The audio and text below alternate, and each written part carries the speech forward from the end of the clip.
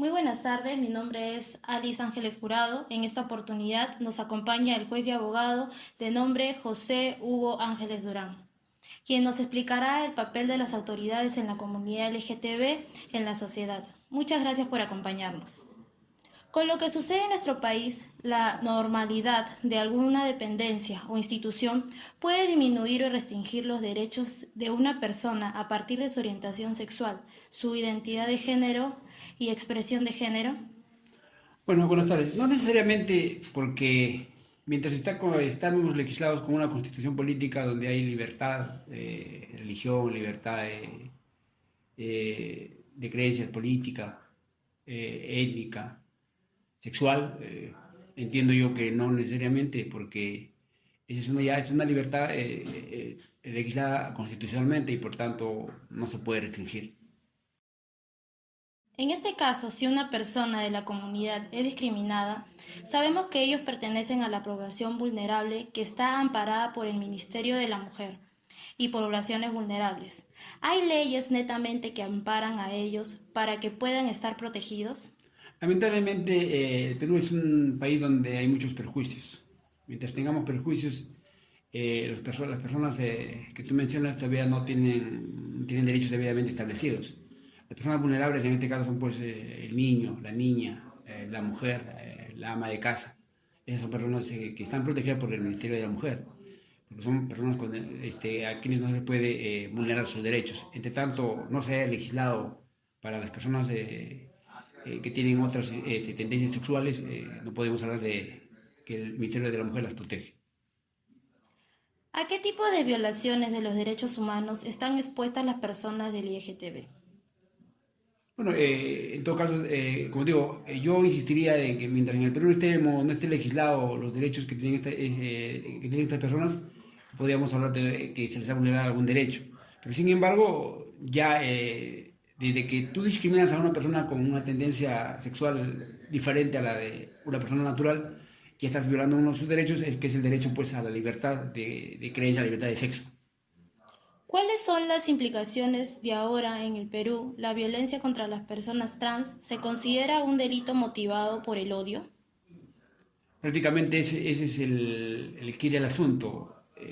A las personas que tienen estas tendencias se discrimina mucho en este país. Este país es un país donde hay demasiado perjuicio.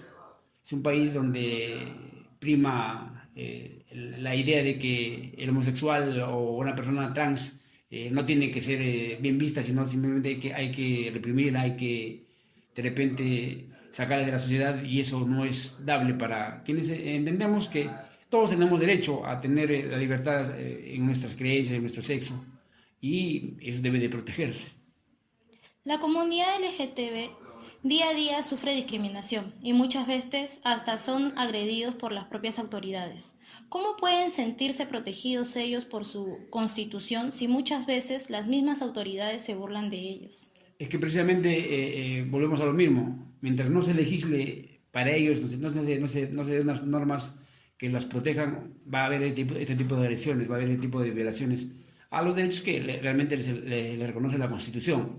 Por eso digo, insisto, mientras no tengamos un poder legislativo donde tengamos congresistas que velen por ellos o simplemente ya de una vez saquemos una norma que los proteja, va a haber este tipo de discriminación, va a haber este tipo de abusos de autoridad, va a haber abusos de la misma sociedad que no los acepta. ¿Por qué? Porque no tienen derechos legislados.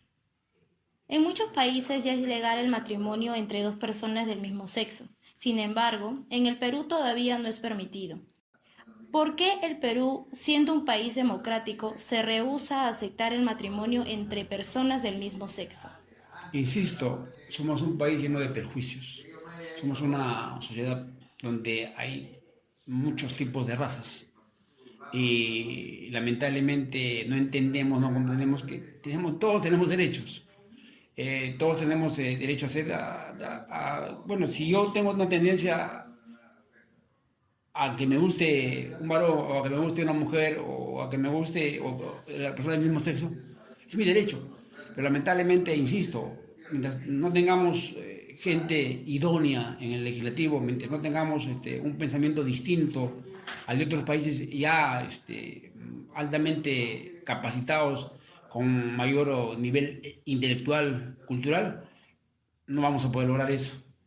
Es necesario que tengamos, como alguien decía, digamos, sepamos elegir a buenas autoridades, sepamos elegir a quienes nos van a legislar. Lamentablemente en el Perú hace ya como más de 50 años todo es retroceso, nada es para adelante, todo se retrocede, no se avanza y no se vela pues, por los derechos de esas personas que realmente sí tienen derechos, para mí tienen derechos porque son personas que tienen esa tendencia y hay que respetarlas.